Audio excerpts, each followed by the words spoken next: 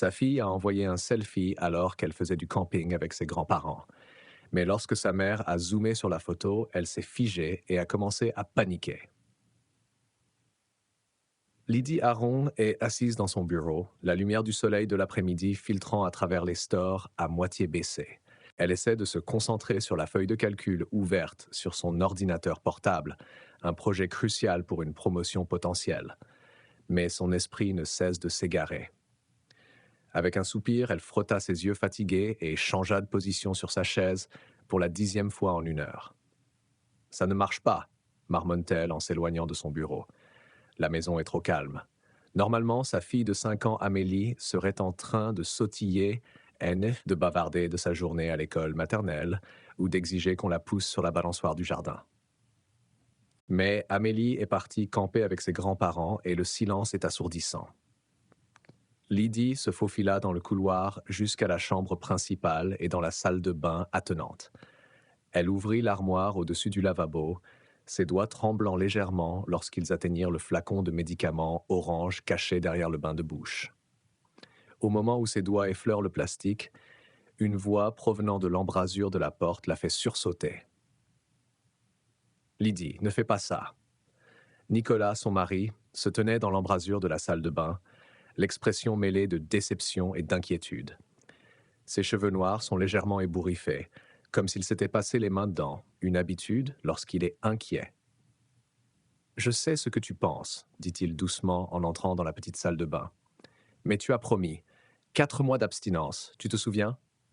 La main de Lydie s'approcha de la bouteille, tremblant légèrement. Je n'arrive pas à me concentrer, Nicolas. Ce rapport est à rendre demain et je n'ai pas écrit un seul paragraphe cohérent. Sa voix se fissure. Juste une pilule pour m'aider à me concentrer. Nicolas lui prend doucement la main et la fait descendre de l'armoire. Si vous en prenez un maintenant, vous en prendrez un autre demain. Nous reviendrons alors à la case départ et les séances de thérapie que nous avons suivies chaque semaine n'auront servi à rien. Les épaules de Lydie s'affaissent tandis qu'elle referme la porte de l'armoire, apercevant une nouvelle fois son visage fatigué dans le miroir. « Je sais que tu as raison. C'est juste que... » Elle s'est interrompue, ne sachant comment expliquer l'énergie anxieuse qui la traversait.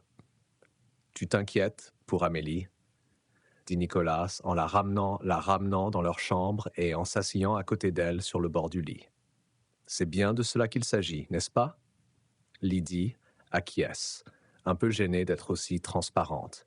C'est la plus longue période pendant laquelle elle est restée loin de nous. 2 nuits, c'était déjà beaucoup, mais 3, et nous n'avons eu qu'une seule fois de leurs nouvelles depuis qu'ils sont partis hier matin. Maman et papa l'ont déjà emmené camper de nombreuses fois, lui rappelle Nicolas, d'une voix douce mais ferme. Ils ont de l'expérience, ils ont fait le tour de la moitié de la France avec leur camping-car. Oui, mais jamais pour 3 nuits avec un enfant en bas âge, insiste Lydie. Et tes parents ne sont plus tout à fait jeunes, Nicolas. Amélie a 5 ans et elle est pleine d'énergie. Et si elle s'éloignait pendant qu'ils font la sieste? Et si? Et si nous faisions confiance à mes parents, qui nous ont élevés, moi et mes 2 frères et sœurs, sans incident majeur, pour gérer une enfant de maternelle pendant 3 jours? Nicolas l'interrompt avec un léger sourire.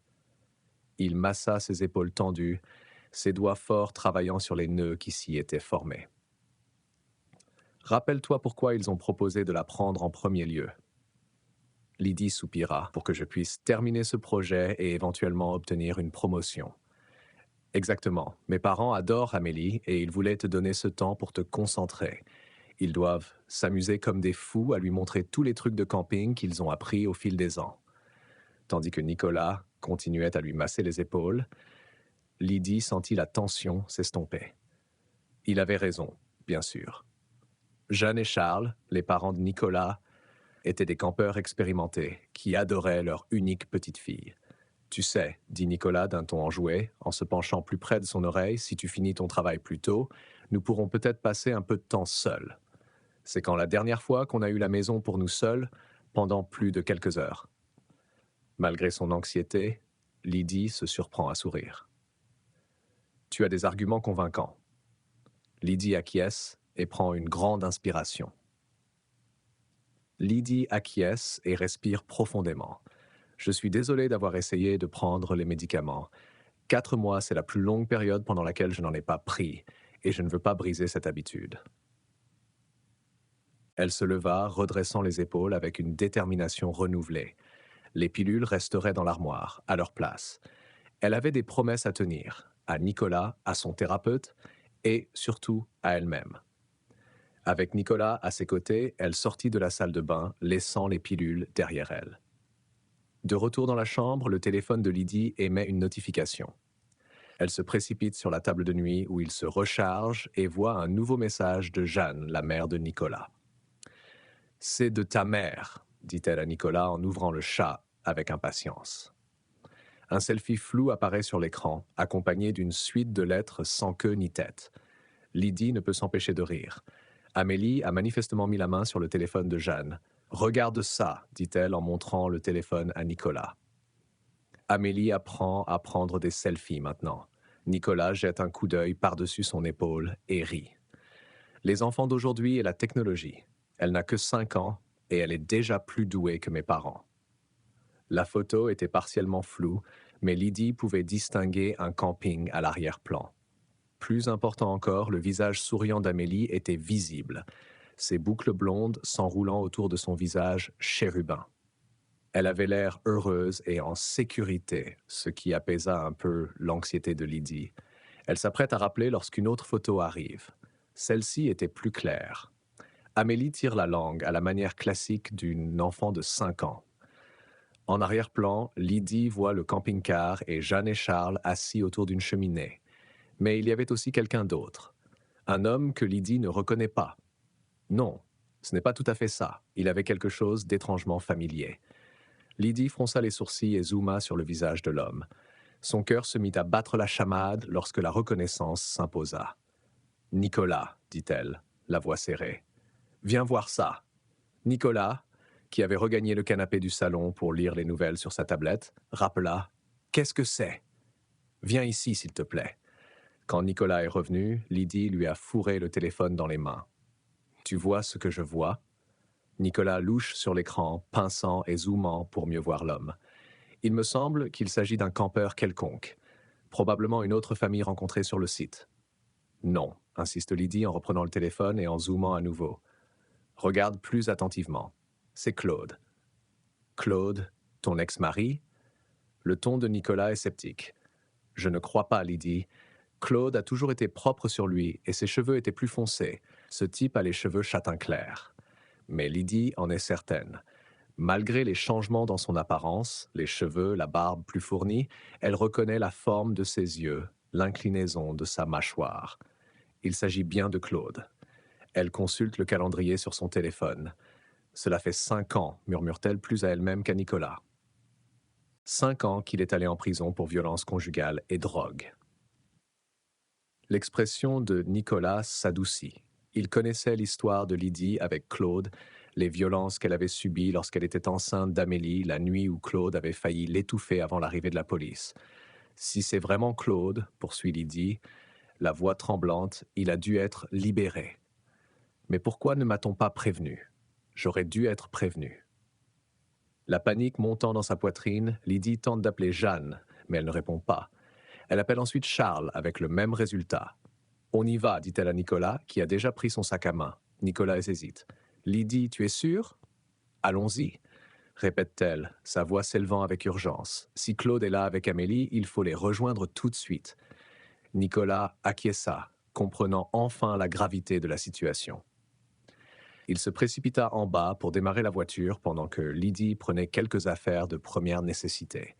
Avant de le suivre, Lydie retourna dans la salle de bain. Elle ouvre à nouveau l'armoire et regarde les médicaments.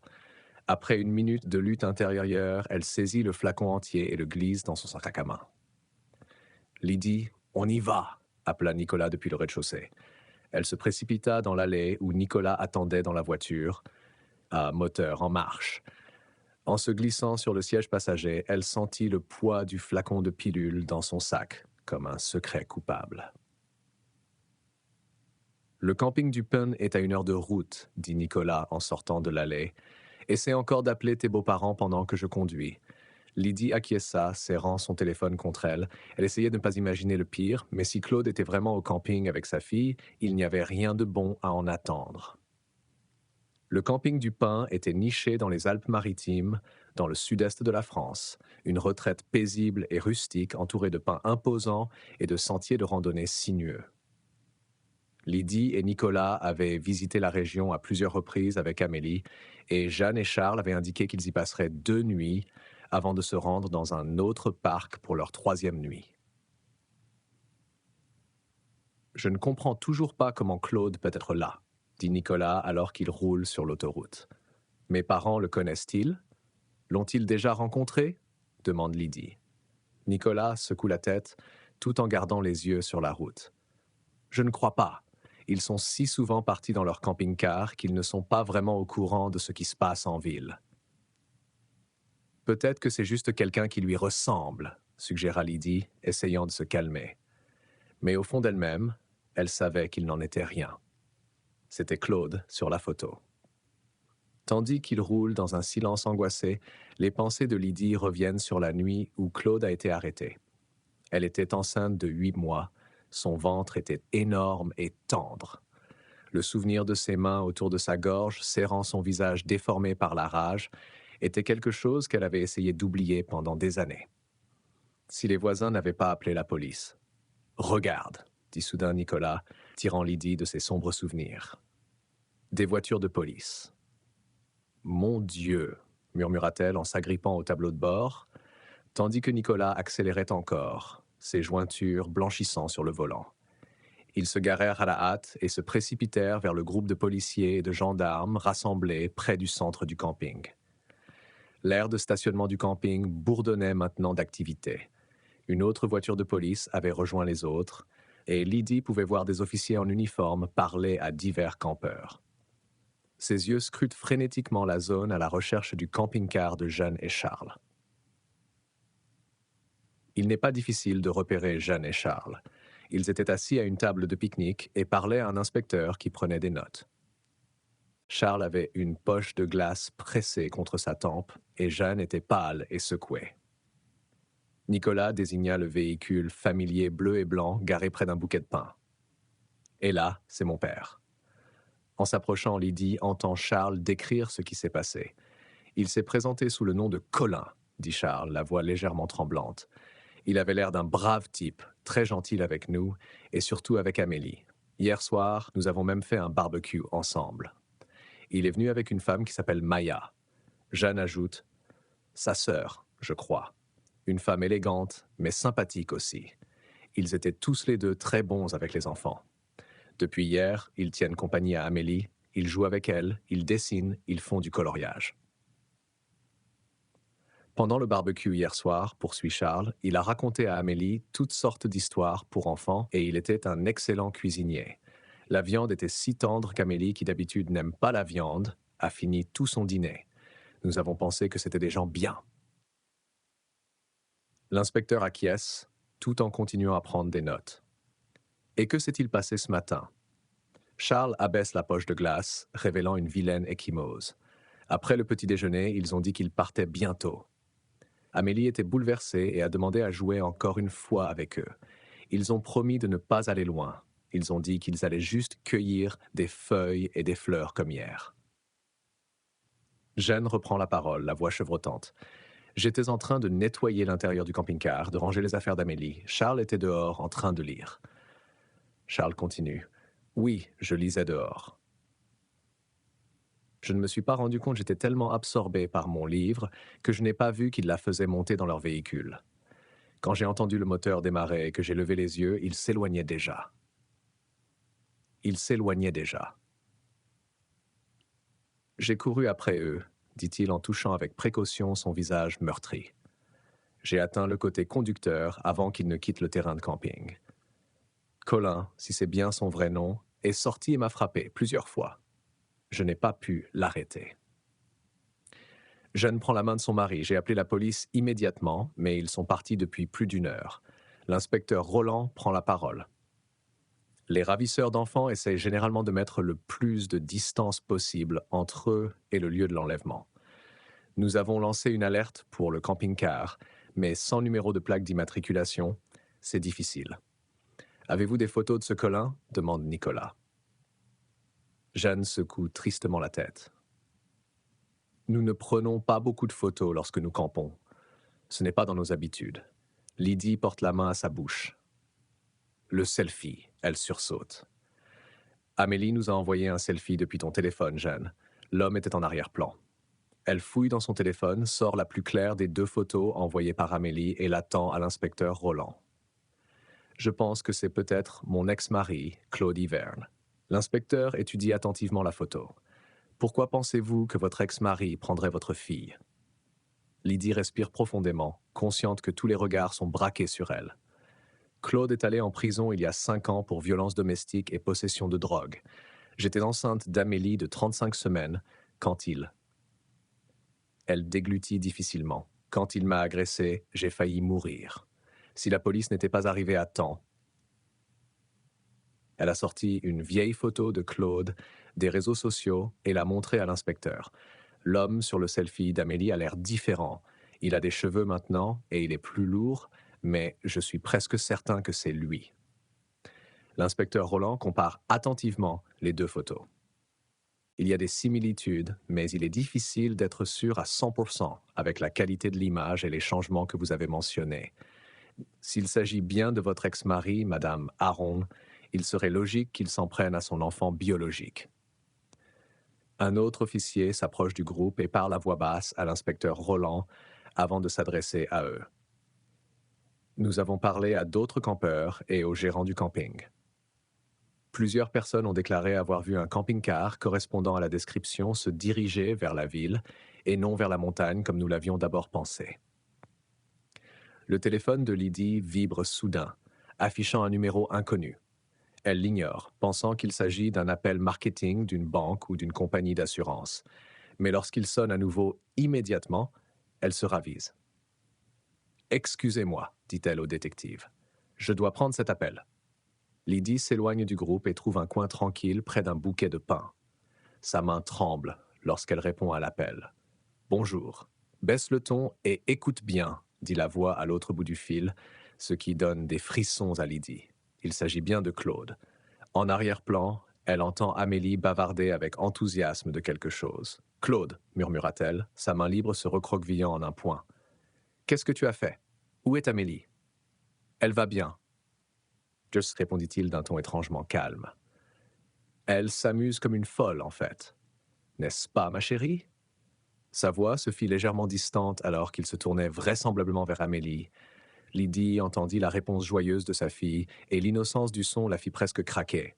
« Claude, je t'en prie, » supplie-t-elle à voix basse. « Ne fais pas ça, elle ne te connaît même pas. » C'est justement le problème, n'est-ce pas?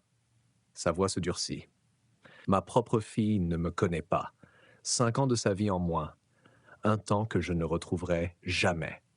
Vous n'avez pas le droit. J'ai tous les droits, je suis son père biologique, dit-il en lui coupant la parole. Écoute-moi bien, je ne veux pas faire de mal à Amélie, je ne l'ai pas prise pour lui faire du mal, je veux juste parler. Toi et moi, nous avons des comptes à régler. Lydie jette un coup d'œil vers le groupe réuni autour de l'inspecteur Roland. Nicolas l'observe, l'inquiétude se lit sur son visage. « Pourquoi devrais-je vous croire ?» s'emporta-t-elle. « Vous avez pris ma fille. Vous saviez qu'elle serait ici avec mes beaux-parents. Vous avez tout planifié, n'est-ce pas? Parce que si tu ne viens pas seul, si tu parles de cet appel à la police ou à ton mari, je m'assurerai que tout le monde sache exactement quel genre de mère tu es vraiment, dit-il d'une voix dangereuse. Je leur dirai tout, Lydie, tous les petits secrets. » Son sang se glaça. « Qu'est-ce que tu racontes? Tu ne peux pas me menacer. La police ne croira rien de ce que tu diras. » Claude laisse échapper un rire sans humour. « La police ne te croira pas? As-tu oublié ce que tu as fait? Me tromper avec Nicolas alors que tu étais enceinte? La quantité d'alcool et de drogue que tu as consommée alors que tu savais que tu portais notre enfant? Ou encore l'argent que tu as volé à ton entreprise pour nourrir ton addiction? » Les jambes de Lydie ont failli lâcher. Elle s'appuya contre un arbre voisin pour se soutenir, s'assurant qu'elle n'était pas à portée de voix des autres. « C'est du passé, » dit-elle en essayant de garder une voix stable. « Nicolas et moi avons reçu de l'aide. Nous sommes abstinents depuis 4 mois. 4 mois entiers, se moque Claude. Félicitations. Mais ces fonds de l'entreprise que tu as détournés, ce petit tour de passe-passe comptable qui a valu à 3 employés innocents d'être licenciés, ça ne s'efface pas comme ça, Lydie. Elle ferme les yeux, la honte et la peur s'affrontant en elle. Qu'est-ce que tu veux, Claude? Je te l'ai dit. Je veux parler. Rendez-vous au Café du Soleil à Aurillac. Tu le connais. Il appartient à ma sœur. Viens seul. Apportez les documents d'Amélie, acte de naissance, dossier médical, tout. Pourquoi apporterais-je ces papiers, demande Lydie. La méfiance s'installe. Tu comprendras en arrivant. Et Lydie, ne me fais pas attendre. Ne rappelle pas ce numéro et ne tente rien d'ingénieux. N'oublie pas ce qui est en jeu. La ligne est coupée. Lydie tente immédiatement de rappeler, mais comme Claude l'avait prévenu, le numéro est déjà déconnecté. Elle regarde fixement son téléphone, l'esprit en proie à des options impossibles. Si elle parlait de l'appel à la police, Claude pourrait mettre sa menace à exécution. Le détournement de fonds a eu lieu il y a plus de 5 ans, mais il n'y a pas eu prescription. Elle risquait d'être accusée au pénal, de perdre son emploi, de perdre la garde d'Amélie, tout ce qu'elle avait mis tant d'efforts à construire. Mais si elle y allait seule, était-elle en train de tomber dans un piège? Que veut vraiment Claude après tout ce temps? Prenant une grande respiration pour se calmer, Lydie revint vers le groupe. Nicolas se dirigea immédiatement vers elle. « Qui était-ce » demanda-t-il. « Tu étais au téléphone pendant un moment. » Lydie cherche un mensonge plausible. « C'était le bureau, dit-elle en évitant son regard. Ils réclament le rapport que je devais leur envoyer par email. Ils ne sont pas contents du retard. » Nicolas eut l'air sceptique, mais n'insista pas. Autour d'eux, la police avait bouclé une zone avec du ruban jaune et d'autres agents étaient arrivés. L'inspecteur s'approcha d'eux d'un air sérieux. Nous avons mis en place des barrages routiers et lancé une alerte enlèvement pour Amélie. Il serait préférable que vous rentriez tous chez vous et que vous vous reposiez. Nous vous tiendrons au courant dès que nous aurons des informations. Lydie acquiesce distraitement, son esprit élaborant déjà un plan pour s'enfuir et rencontrer Claude. « Je vais emmener mes parents à l'hôpital, » dit Nicolas en passant son bras autour des épaules de Lydie. Charles a besoin de faire examiner sa blessure à la tête et ils sont tous les deux très secoués. Jeanne et Charles étaient déjà conduits vers une ambulance, le plus âgé serrant toujours la poche de glace sur sa tête. « Je dois ramener leur camping-car, » poursuit Nicolas. « Et toi ?» Lydie saisit l'occasion qui s'offre à elle. « Je crois que je vais rentrer chez moi, dit-elle. Il faut que je finisse ce projet de travail. » Nicolas la regarde avec incrédulité. « Maintenant, au milieu de tout ça, tu as dit à ton bureau ce qui s'est passé? » « C'est juste une petite affaire que je dois régler, » insiste Lydie. « Je te rejoindrai à l'hôpital dans quelques heures. Cette promotion est encore importante, Nicolas. » Nicolas fronce les sourcils, mais finit par acquiescer. « D'accord, si c'est ce que tu dois faire. » Ils prirent congé de la police en se promettant de rester en contact en cas d'évolution de la situation. Lydie regarde l'ambulance partir avec Jeanne et Charles, Nicolas suivant dans leur camping-car. Une fois seule dans sa voiture, la façade que Lydie avait maintenue s'effondre. Elle s'agrippe fermement au volant, son corps tremble sous l'effet de la panique et de l'angoisse. Les larmes coulent sur son visage tandis qu'elle frappe le volant avec frustration. « Pourquoi cela arrive-t-il » sanglote-t-elle dans la voiture vide. « Pourquoi maintenant ?» Son regard se pose sur son sac à main posé sur le siège passager. Le flacon de pilule qu'elle avait emporté chez elle semblait l'appeler, lui promettant un soulagement instantané du stress accablant. Les mains tremblantes, Lydie saisit le sac à main et en retire le flacon. Elle enleva le bouchon et secoua un comprimé dans sa paume, le fixant avec un mélange de désir et de dégoût de soi. Elle se souvint de la promesse faite à Nicolas, des 4 mois de sobriété pour lesquels il s'était embattu. Mais c'était différent, n'est-ce pas? C'était une urgence. Elle avait besoin d'être lucide pour sauver Amélie, et son anxiété rendait cela impossible. Raisonnant sur sa décision, Lydie casse le comprimé en 2. Une plus petite dose ne serait pas aussi dangereuse, se dit-elle. Elle ne ferait qu'atténuer l'effet, l'aiderait à se concentrer sans compromettre sa capacité à conduire. Elle avala la moitié du comprimé cul-sec, attendant que l'effet calmant familier l'envahisse. Au bout de quelques minutes, elle sentit son cœur s'emballer et son esprit s'éclaircir. La panique a disparu, remplacée par une concentration déterminée. Les mains sûres, Lydie démarre la voiture et quitte le parking du camping, direction la maison. Le trajet entre le camping du Pin et leur maison aurait normalement pris un peu moins d'une heure, mais Lydie le fit en 40 minutes, l'esprit trop préoccupé pour remarquer que le compteur de vitesse dépassait largement la limite autorisée sur les routes sinueuses de montagne. En entrant dans la maison, le silence est troublant. Lydie se rendit directement dans la chambre principale, où un petit coffre ignifugé contenait tous leurs documents importants. Ses doigts tâtonnèrent avec la combinaison de la serrure, et il fallut 3 tentatives avant qu'elle ne s'ouvre enfin. À l'intérieur se trouvaient leurs passeports, leurs cartes d'identité, leur police d'assurance et les documents d'Amélie. Certificat de naissance, carte de santé, carnet de vaccination et dossier médical. Elle a fouillé dans les papiers, organisant les documents d'Amélie dans une chemise en papier. Au fur et à mesure qu'elle travaillait, des questions se bousculaient dans son esprit. Pourquoi Claude voulait-il ces documents? Avait-il l'intention d'emmener Amélie définitivement hors de la région, voire hors du pays?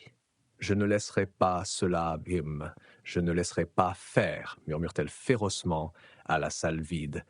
Lydie jette un coup d'œil à l'horloge, il faut qu'elle se mette en route. Aurillac est à une 30aine de minutes dans la direction opposée à celle de son domicile. Elle rassemble les documents d'Amélie, respire profondément et se dirige vers sa voiture. Le Café du Soleil est situé au cœur d'Aurillac. Son joyeux auvent jaune est visible à un pâté de maison. À côté du café se trouvait une aire de jeu colorée destinée à divertir les enfants pendant que les parents savouraient leur café et leur croissant. Lydie se gara de l'autre côté de la rue, cherchant du regard le camping-car familier de Claude et Maya, mais il n'y était pas. Seule une voiture de luxe noire et élégante est garée sur le trottoir. Elle aperçoit alors Amélie dans le bac à sable et son cœur bondit à la vue de sa fille, en sécurité, souriante, insouciante, mais le soulagement s'évanouit tout aussi rapidement. Une femme, vraisemblablement Maya, l'avait vue. Sans hésiter, elle conduisit Amélie vers l'aire de jeu intérieur, d'un pas rapide et décidé, comme si elle avait attendu l'arrivée de Lydie. « Au moins, elle va bien », murmure Lydie, qui décide de laisser les documents d'Amélie dans la voiture pour l'instant. Elle ne les remettra qu'en cas de nécessité absolue. Alors que Lydie traverse la rue, une femme aux cheveux bruns et élégants et aux lunettes de soleil de marque s'approche d'elle. Elle avait la même mâchoire que Claude et se comportait avec l'assurance d'une habituée du luxe. Maya, reconnaît froidement Lydie. Il attend à l'intérieur, répondit Maya en indiquant d'un geste une salle privée souvent utilisée pour les anniversaires d'enfants. Par ici. Le café n'est pas bondé aujourd'hui, seuls quelques clients sont éparpillés aux tables extérieures.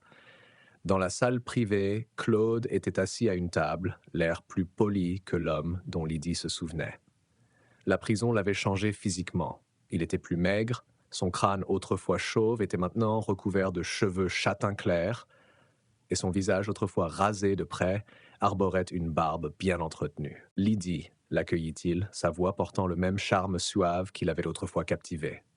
Cela fait longtemps. Lydie sent les effets des médicaments s'estomper. L'angoisse revient face à son ex-mari. Amélie, exige-t-elle en renonçant aux plaisanteries. Elle va bientôt me chercher. Elle va très bien, tu l'as vu toi-même, lui assura Claude. Maya va la distraire pendant que nous parlons. Qu'est-ce que tu veux, Claude? Demande Lydie en s'asseyant en face de lui, tout en gardant ses distances. Claude se penche en avant, ses yeux ne quittant pas les siens. Je voudrais discuter avec vous d'un arrangement. C'est très simple. Je veux que tu dises la vérité à Amélie, que je suis son père. Je veux qu'elle vive avec moi. C'est absurde, s'exclame Lydie. Tu ne peux pas débarquer au bout de 5 ans et t'attendre à... Tu pourras toujours la voir, interrompt Claude en douceur. Une fois par semaine, des visites supervisées, tu pourras continuer ta vie avec Nicolas, l'homme que tu as trompé quand tu étais encore avec moi. Et moi, j'élève ma fille. C'est juste, compte tenu des circonstances. Et si je refuse? Lance Lydie, qui connaît déjà la réponse. Alors je dénonce tout ce que tu as fait à la police, dit simplement Claude. La consommation de drogue pendant la grossesse, le détournement de fonds de ta société. Tu perdrais Amélie de toute façon, mais tu finirais aussi en prison. La rage de Lydie remonte à la surface. Tu as fait tout cela aussi, Claude. Tu t'es drogué et tu as bu de l'alcool avec moi. Tu n'as jamais essayé de m'arrêter, même si tu savais que j'étais enceinte. Nous étions tous les deux terribles. Tous les deux n'étaient pas prêts pour un bébé. La différence, répond Claude calmement, c'est que je n'ai pas volé des milliers de dollars à mon entreprise et que je ne t'ai pas trompé. S'il te plaît, supplie Lydie, la colère faisant place au désespoir. Je ne prends plus de drogue illégale. J'ai suivi une thérapie, j'ai des médicaments prescrits maintenant et je ne les ai même pas pris depuis 4 mois. Claude hausse un sourcil. 4 mois seulement? Après 5 ans? Donc, vous preniez encore des médicaments pendant que vous vous occupiez de notre bébé? Les médicaments ont été prescrits, insiste Lydie. Mon thérapeute m'a dit que c'était sans danger. Je ne les prenais qu'une fois Amélie endormie, et j'ai toujours jeté mon lait après, quand j'allaitais. En prison, j'ai suivi une thérapie aussi, dit Claude, une pointe de fierté dans la voix. Je suis complètement abstinent depuis plus de 3 ans. Si quelqu'un la mérite, c'est bien moi. Il s'est adossé à sa chaise, la considérant, mais ce n'est pas la question. Voilà ce qui va se passer ce soir. Amélie reste avec moi. Tu lui dis que je suis son père, son vrai père. Demain, tu ne viens pas la chercher. Tu pourras lui rendre visite samedi. Et si je ne suis pas d'accord? Demande Lydie, tout en sachant qu'elle n'a pas vraiment le choix. Alors j'appelle la police et je leur raconte tout sur ton passé, dit simplement Claude. C'est ton choix, Lydie. Se sentant acculée, Lydie acquiesce à contre-cœur. D'accord, je lui dirai. Elles se dirigent ensemble vers l'aire de jeu où Amélie construit un château de sable avec Maya. Lorsque la petite fille aperçoit Lydie, son visage s'illumine. « Maman !» s'écrie-t-elle en courant vers Lydie et en passant ses bras autour de ses jambes. Lydie s'agenouille et serre sa fille dans ses bras, savourant la chaleur de son petit corps. « Salut, ma chérie. Tu t'amuses bien ?» Amélie fait un signe de tête enthousiaste. « Monsieur Colin et Madame Maya m'ont emmené camper. Nous avons vu des cerfs, cueilli des fleurs et mangé des guimauves. » L'innocence dans la voix de sa fille rendit la suite des événements encore plus douloureuse pour Lydie. Elle prend une grande inspiration et dit « Amélie, ma chérie, il faut que je te dise quelque chose d'important. Cet homme n'est pas vraiment Monsieur Colin. Il s'appelle Claude et c'est ton père. » Les sourcils d'Amélie se froncent. « Mais papa Nicolas est mon papa. » « Oui, Nicolas est aussi ton papa, explique Lydie, qui a du mal à trouver les mots justes. Mais Claude est ton vrai papa depuis que tu étais un tout petit bébé dans mon ventre. » Amélie traite cette information avec la logique simple d'une enfant de 5 ans. « Alors j'ai 2 papas? » « Oui, confirme Lydie, soulagée de voir qu'Amélie n'est pas fâchée. La petite fille semble accepter cette nouvelle réalité avec une facilité remarquable. Elle lève des yeux curieux vers Claude. « Je peux aller chez toi? Tu as des jouets? » Claude sourit et s'agenouille à la hauteur d'Amélie. « J'ai des jouets et une piscine. Tu veux la voir? » Les yeux d'Amélie s'écarquillent d'excitation, puis son expression change. « Mais je veux que maman vienne aussi. Maman me manque. » Le cœur de Lydie se brise aux mots de sa fille.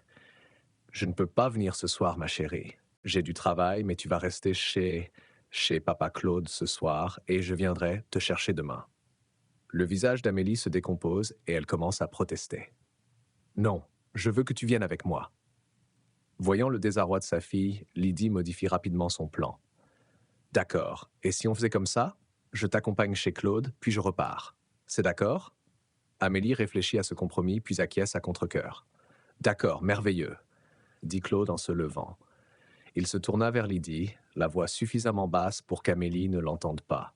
« N'oublie pas ces documents. Tu as intérêt à coopérer, sinon je fais intervenir mon avocat. » Lydie acquiesce muettement, le cœur lourd, en regardant Amélie prendre la main de Claude de bon gré. Elle venait d'accepter de livrer sa fille à son agresseur et il semblait qu'elle ne pouvait rien y faire. Amélie monte dans la voiture de Claude avec Maya et parle avec enthousiasme de la piscine et des jouets qui se trouvent dans la maison.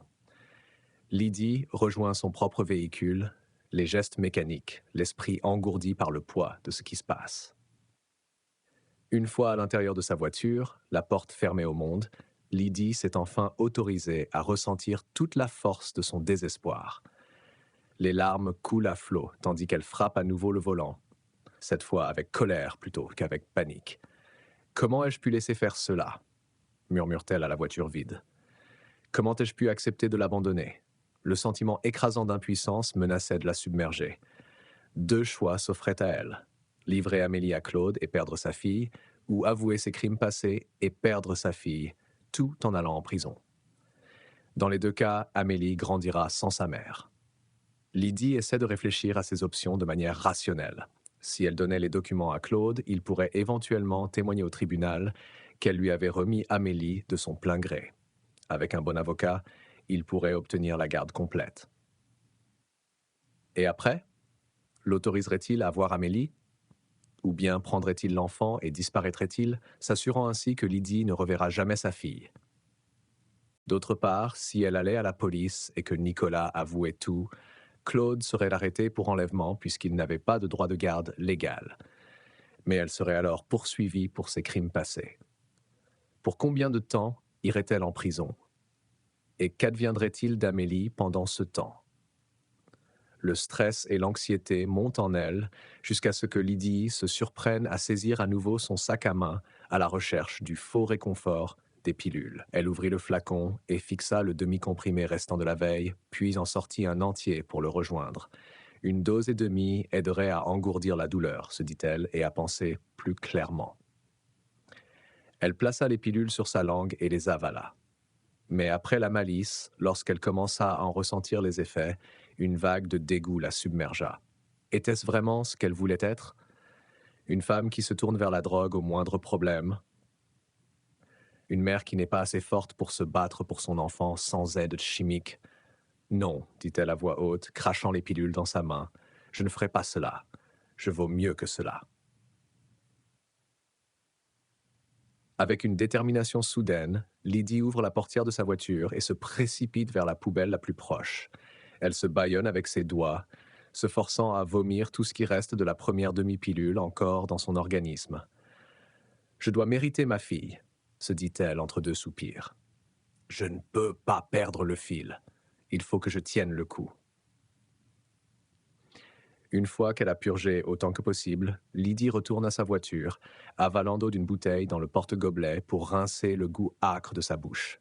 Elle a les idées plus claires, la volonté plus forte. Elle se rendrait chez Claude, à l'endroit qu'elle avait appelé sa maison pendant leur mariage, mais elle ne baisserait pas les bras, ni sur elle-même, ni sur Amélie. Lydie démarre le moteur et s'éloigne du trottoir, suivant la voiture de Claude vers la confrontation qui l'attend. La maison de Claude se trouvait dans une rue tranquille, bordée de pelouses bien entretenues et d'aménagements paysagers de bon goût, dans un quartier pavillonnaire d'Aurillac. Elle était plus grande que la maison que Lydie partageait avec Nicolas, avec un vaste jardin et une piscine creusée, un luxe qui plairait certainement à un enfant de 5 ans.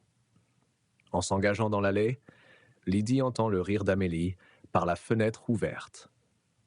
La voiture de Claude était déjà garée dans le garage, la porte encore ouverte suite à leur arrivée récente.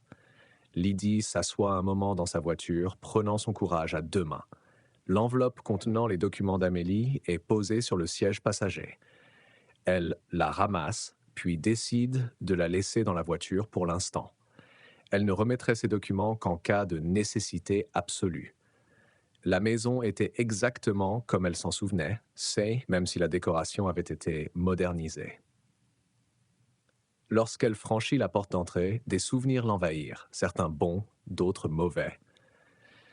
C'est ici qu'elle avait vécu ses jours les plus sombres, là où sa dépendance l'avait presque détruite. Elle suivit le son de la voix d'Amélie jusqu'à ce qui avait été désigné comme une chambre d'enfant, bien qu'Amélie n'ait jamais vécu ici. Claude l'avait transformée en salle de jeu remplie de jouets et de livres qui feraient le bonheur de n'importe quel enfant. Maya ne s'y trouvait pas. « Maman !» s'exclame Amélie en apercevant Lydie et en courant la serrer dans ses bras. « Regarde tous ces jouets. » Claude lève les yeux de sa maison de poupée qu'il est en train d'installer. « Maya est allée acheter des fournitures pour Amélie, explique-t-il. Lydie acquiesce et admire la chambre nouvellement décorée. Elle était parfaite pour une petite fille, avec ses couleurs pastel et ses dessins fantaisistes sur les murs. Son regard se porta sur un meuble familier dans le coin, et soudain, elle fut transportée 5 ans en arrière. C'est sur le dessus de cette armoire qu'elle et Nicolas, la honte et les regrets l'envahirent. Elle avait été si perdue à l'époque, si confuse et effrayée par la responsabilité imminente de la maternité. Ivre et défoncée, elle avait fait la pire erreur de sa vie sur ce meuble. Comme s'il lisait dans ses pensées, Claude sourit d'un air suffisant. « Alors, tu te souviens ?» Lydie l'ignore et se dirige vers le meuble, comme attirée par une force invisible. Elle posa l'enveloppe de documents sur le meuble et son attention fut attirée par une photographie encadrée qui s'y trouvait. Il s'agit d'une photo de Claude et Maya lorsqu'ils étaient plus jeunes, leurs bras se serrant l'un contre l'autre. Accroché au cadre, un bracelet en forme de cœur éveilla la mémoire de Lydie. Elle prend le bracelet et l'examine de plus près. Sur un coup de tête, elle ouvrit le médaillon en forme de cœur et y trouva une photo de Claude et Maya s'embrassant comme un frère et une sœur ne devraient pas le faire. Cette vue a déclenché un flot de souvenirs enfouis. Elle n'avait pas trompé Claude sur un coup de tête. Un jour, elle avait trouvé ce même bracelet dans la chambre de Maya, l'avait ouvert et avait vu la vérité sur la relation incestueuse de Claude avec sa sœur. Le cœur brisé et dégoûté, elle s'était tournée vers Nicolas pour trouver du réconfort, ce qui avait conduit à leur liaison. Elle ne se souvenait plus de cette époque, obscurcie par la drogue et l'alcool et par le traumatisme qui s'en était suivi. Mais aujourd'hui, tout lui revient avec une clarté cristalline. Avec une détermination renouvelée, Lydie s'empare des documents et du bracelet et se retourne pour quitter la pièce. « Qu'est-ce que tu fais ?» Claude se lève et demande « Où vas-tu avec ces papiers ?»« Où vas-tu avec ces papiers ?» Lydie l'ignore et se dirige à grands pas vers la porte d'entrée. Claude abandonne la maison de poupée et se précipite à sa suite, laissant Amélie seule avec ses nouveaux jouets. En arrivant à sa voiture, Lydie sortit son téléphone et composa le numéro de Nicolas. Elle tombe sur la boîte vocale, mais laisse un message urgent. « Nicolas, c'est moi. Je suis chez Claude avec Amélie. Il faut que je te dise quelque chose. S'il te plaît, on a besoin d'aide. Fais venir la police. » Avant qu'elle n'ait pu en dire plus, Claude l'a rattrapée, lui a arraché le téléphone des mains, a coupé la communication et l'a jeté au loin. « Qu'est-ce que tu crois faire ?» grogne-t-il, sa façade charmante s'effritant pour révéler la violence qui l'habite. Lydie tenta de se dégager, serrant fermement le bracelet et les documents. « Lâche-moi, Claude !» Il lui répond par une gifle si puissante qu'il lui fend la lèvre et l'envoie s'étaler sur l'allée. « Maman !» Amélie, qui les a suivis à l'extérieur, hurle dans l'embrasure de la porte. « Amélie, retourne à l'intérieur !» s'écrie Lydie, du sang coulant de sa lèvre. « Va dans ta chambre. » Ce n'est pas sûr. Mais Amélie reste figée, les yeux écarquillés de terreur devant la scène qui se déroule devant elle. Claude s'est penché sur Lydie, remarquant le bracelet qu'elle tenait. « Où l'as-tu trouvé ?» demanda-t-il d'une voix dangereusement basse. « Tu m'as d'abord trompé, » cracha Lydie en brandissant le médaillon. « Avec ta propre sœur, et maintenant vous avez l'intention de prendre ma fille. Jamais !» Le visage de Claude se tordit de rage. Il saisit le bracelet et l'arracha à son emprise avec une telle force que la chaîne se brisa. Lydie utilisa l'épaisse enveloppe de documents pour frapper le visage de Claude, mais ce fut une arme inefficace. Avec un grognement, Claude la saisit à la gorge, ses doigts s'enfonçant dans la chair qu'il avait failli écraser 5 ans plus tôt. « Tu ne sais rien !» siffle-t-il en la traînant à ses pieds et en la faisant entrer dans la maison, laissant Amélie pleurer sur le perron. Il tira Lydie jusqu'à la chambre, la jeta sur le lit et ferma la porte derrière eux. Alors qu'elle reprenait son souffle, il la surplomba, les yeux fous de fureur. « Tu crois que tu peux me menacer ?» grogna-t-il, grimpant sur elle alors qu'elle se débattait sous lui. « Tu crois que tu peux encore m'enlever ma fille ?» Ils se battirent, s'écrasant sur le bord du lit dans un flot de membres emmêlés et de panique. Lydie s'agrippa à son bras, essayant de se dégager tandis que Claude la forçait à reculer, sa poigne étant d'acier. Elle parvint à se libérer d'un bras et donna un coup de pied sauvage au tibia de Claude, qui le toucha de plein fouet. Il grogna de douleur, trébucha momentanément, et elle tenta de s'enfuir vers la porte, vers tout ce qui pouvait ressembler à une échappatoire. Mais il lui attrapa la cheville et tira, l'envoyant s'étaler sur la moquette.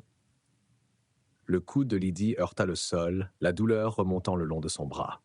Elle poussa un cri et se retrouva sur le dos juste à temps pour le voir se dresser au-dessus d'elle, le visage rougi, la respiration haletante. Puis, au loin, une sirène retentit, de plus en plus forte. Claude se figea, puis poussa un juron. « Tu as appelé la police », accusa-t-il en resserrant son étreinte autour de la gorge de Lydie. Lydie s'agrippa à ses mains, luttant pour trouver de l'air. « Non », réussit-elle à s'étouffer. « Nicolas a dû recevoir mon message. » Avec un rugissement furieux, Claude s'empare d'une vieille batte de baseball posée sur la table de nuit, vestige de ses années d'université. Il la brandit au-dessus de sa tête, les yeux flamboyants. « J'espère que tu ne verras jamais Amélie grandir, » grogne-t-il. La dernière chose que Lydie vit avant que tout ne devienne noir fut la batte qui se dirigeait vers son crâne et la haine qui brûlait dans les yeux de Claude. Le bip régulier d'un moniteur cardiaque tire Lydie de l'obscurité. Elle cligna des yeux face aux lumières fluorescentes, prenant peu à peu conscience de la stérilité de la chambre d'hôpital qui l'entourait. La douleur palpitait à l'arrière de sa tête, intense malgré les médicaments qu'on lui avait prescrits. Au fur et à mesure qu'elle reprenait conscience, le souvenir de ce qui s'était passé chez Claude lui revenait en mémoire. La peur l'envahit. Où était Amélie? Est-elle en sécurité? Une infirmière entre dans la chambre et remarque les yeux ouverts de Lydie. « Vous êtes réveillée, » dit-elle avec un sourire professionnel. « Comment vous sentez-vous ?»« Ma tête, » murmure Lydie, la voix rauque. « J'ai mal. »« C'est normal, » répond l'infirmière en vérifiant les moniteurs.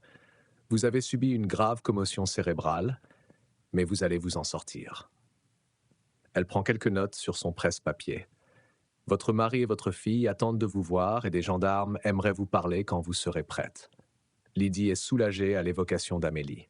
« Ma fille, elle va bien ?»« Elle va bien, » lui assure l'infirmière. « Une petite fille courageuse, d'après ce que j'ai entendu. »« Je l'ai fait entrer ?» Lydie acquiesça, grimaçant à la douleur que le mouvement provoquait. Quelques minutes plus tard, Nicolas entre dans la chambre, tenant la main d'Amélie. La petite fille se libère et se précipite vers le lit en prenant soin de ne pas le bousculer, comme Nicolas le clairement indiqué. « Maman, tu es réveillée !» s'exclame-t-elle, son petit visage s'illuminant. « J'ai eu peur de te voir dormir si longtemps. Combien de temps ai-je été inconsciente ?» Lydie demande à Nicolas, en tendant la main pour caresser les cheveux d'Amélie. « Environ 3 heures, » répond Nicolas, l'expression mêlée de soulagement et d'inquiétude. « Comment te sens-tu » Comme si j'avais reçu un coup de batte de baseball, tenta Lydie pour plaisanter, avant de reprendre son sérieux. « Que s'est-il passé après mon évanouissement ? Comment nous avez-vous trouvés » Nicolas a tiré une chaise près du lit et s'est assis, soulevant Amélie sur ses genoux. « Je ne suis jamais arrivé à l'hôpital avec mes parents, je n'arrêtais pas de penser à ce coup de fil que tu avais reçu au camping, à ton comportement étrange après, quand j'ai essayé de t'appeler et que je n'ai pas réussi à te joindre, je me suis inquiété. » Il lui prend la main. « Mais c'est Amélie qui t'a sauvé. » Après l'agression de Claude, elle a appelé le 112 pour dire que sa maman avait besoin d'aide. Lydie se tourne vers Amélie, stupéfaite. « Tu as appelé le 112, ma chérie. » Amélie acquiesce fièrement. « Comme tu me l'as appris, j'ai utilisé le téléphone de la cuisine quand cet homme effrayant t'a fait du mal. Je ne veux pas qu'il soit mon papa, j'aime Nicolas. » Les larmes montent aux yeux de Lydie quand le poids de tout cela la frappe. Elle a failli tout perdre, et la rapidité d'esprit de sa fille l'a sauvée. Elle rapproche Amélie, la voix tremblante. « Tu es une fille si intelligente et si courageuse, » chuchota-t-elle. « Et oui, ma chérie, un papa, Nicolas, nous suffit amplement. » Les gendarmes sont arrivés au moment où Claude et Maya tentaient de s'enfuir avec Amélie, poursuit Nicolas. Ils sont tous les deux en garde à vue maintenant. Un coup frappé à la porte les interrompt. 2 gendarmes entrent, saluant la famille d'un signe de tête poli. « Madame Aron », commence l'un d'eux. « Nous sommes heureux de vous voir réveillés. Je suis le lieutenant Dubois et voici l'officier Martin. Nous aimerions vous poser quelques questions sur ce qui s'est passé aujourd'hui si vous vous sentez d'attaque. » Lydie acquiesce prudemment, consciente de son mal de tête. « Bien sûr. » Nous avons pu appréhender Claude Hiverne et Maya Hiverne alors qu'ils tentaient de quitter la maison avec votre fille, explique le lieutenant Dubois. Ils sont tous les deux en garde à vue et doivent répondre de plusieurs chefs d'accusation, dont enlèvement, agression et séquestration. Nous avons également localisé le camping-car qu'ils ont utilisé au camping. Il a été abandonné dans un entrepôt vide à une quinzaine de kilomètres du centre-ville d'Aurillac. D'après les traces de pneus et la chronologie, ils y sont arrivés environ 30 minutes après avoir quitté le camping avec votre fille. C'est là qu'ils ont changé pour la voiture familiale, dit Lydie, les pièces se mettant en place. Claude a toujours gardé une berline Peugeot dans le garage. Ils ont probablement laissé le camping-car pour éviter d'être repérés, car vous l'auriez cherché. Le lieutenant Dubois acquiesce. Cela correspond à notre théorie. Nous avons trouvé des affaires d'Amélie dans le camping-car, un lapin en peluche et des dessins qu'elle a faits au camping. « Monsieur Lapin !» s'exclame Amélie. « Je croyais l'avoir perdu. »« Nous ferons en sorte que tu le récupères, petite, » lui assure l'officier Martin avec un sourire. Le lieutenant se retourne vers Lydie. « Maintenant, Madame Aron, votre mari que Monsieur Hiver vous a contacté au camping. Pouvez-vous nous raconter cette conversation ?» Lydie respire profondément, sachant ce qu'elle doit faire. « En fait, il y a quelque chose que je dois vous dire d'abord. » Elle jette un regard d'excuse à Nicolas. « Quelque chose que j'aurais dû dire à tout le monde il y a longtemps. » Nicolas fronce les sourcils, confus. « Lydie, de quoi parles-tu » ? La raison pour laquelle je n'ai pas dénoncé Claude immédiatement quand je l'ai vu sur cette photo, commença Lydie, la voix tremblante, c'est parce qu'il m'a fait du chantage et m'a menacé. Il m'a dit que si j'allais à la police, il leur parlerait de mon passé. Elle se tourne vers les officiers. Il y a 5 ans, avant mon mariage avec Nicolas, j'ai volé de l'argent à l'entreprise pour laquelle je travaillais, environ 12 000 €. Je l'ai utilisé pour nourrir ma toxicomanie et payer mes dettes. J'ai manipulé les comptes de l'entreprise et des employés innocents ont été licenciés sur la base de soupçons. Les officiers échangent un regard. Le lieutenant Dubois commence à prendre des notes. Quand Claude est allé en prison pour m'avoir attaqué, il n'a pas parlé à la police de ce que j'avais fait. Il a dit que c'était pour Amélie pour qu'elle ne naisse pas avec sa mère en prison. Mais maintenant, il s'en sert contre moi pour essayer de me l'enlever. Le visage de Nicolas est devenu pâle. « Lydie, pourquoi ne m'as-tu rien dit ?» « J'avais honte, avoue-t-elle, les larmes aux yeux, et j'avais peur de vous perdre, toi et Amélie, si vous saviez la vérité. » Elle se retourne vers les officiers. « Je comprends que je serai poursuivi pour ce que j'ai fait. Je suis prête à en assumer les conséquences. J'ai juste besoin de savoir que ma fille sera en sécurité pendant mon absence. » Les agents l'interrogent plus longuement sur les détournements de fonds, dates, montants, méthodes, en prenant des notes détaillées pour leur rapport. « Vous serez inculpé pour ces délits, » confirme le lieutenant Dubois. « Nous devrons nous coordonner avec l'unité des crimes financiers. Quant à votre fille, ce sera au tribunal des affaires familiales d'en décider. » Si mon thérapeute fait une déclaration sur ma guérison, demande Lydie avec hésitation, le tribunal en tiendra-t-il compte pour déterminer la garde des enfants? Il en sera certainement tenu compte, lui assure le lieutenant. Si vous êtes resté sobre et que vous avez fait preuve d'une véritable réadaptation, cela jouera en votre faveur. Lydie acquiesça, le soulagement se mêlant à l'anxiété. Au moins, il y avait de l'espoir. Après le départ des gendarmes, qui promirent de revenir le lendemain pour une déclaration formelle, Lydie se tourna vers Nicolas, s'attendant à de la colère ou de la déception. Au lieu de cela, il la regarde avec un mélange complexe d'émotions. « Pourquoi ne m'as-tu rien dit ?» demande-t-il à nouveau, d'une voix douce. « J'avais tellement peur de vous perdre tous les deux, » avoue Lydie. « Je pensais que si vous saviez tout ce que j'avais fait, vous ne voudriez plus de moi. » Nicolas secoue la tête. « Nous avons traversé tant de choses ensemble, Lydie. Nous avons combattu nos démons côte à côte. Pensais-tu vraiment que je t'abandonnerais pour quelque chose qui s'est passé avant notre mariage? » « Je ne sais pas, » murmure Lydie. « Je ne pouvais pas supporter l'idée de te perdre, toi ou Amélie. »« Maman, » dit Amélie, le visage grave. « Tu t'en vas ?» Lydie déglutit difficilement en regardant les yeux innocents de sa fille. « Pour un petit moment, ma chérie. J'ai fait quelque chose de mal il y a longtemps et maintenant j'ai besoin de me racheter. Tu reviendras ? La voix d'Amélie tremble. Bien sûr que je reviendrai, promet Lydie en serrant la main de sa fille. Et pendant mon absence, tu resteras avec papa Nicolas, mamie et papy. Ils s'occuperont bien de toi. Amélie réfléchit puis demanda: Et l'autre homme? C'est toujours mon papa aussi?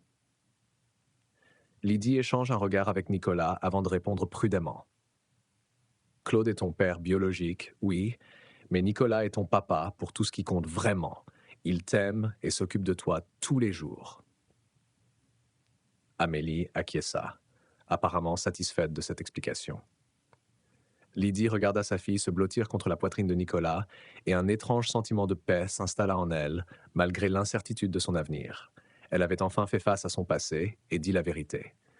Quelles que soient les conséquences, elle y fera face en sachant qu'elle a enfin fait ce qu'il fallait. Parfois, l'amour implique de faire des choix difficiles. Parfois, il faut sacrifier sa propre liberté pour assurer la sécurité et le bien-être de son enfant.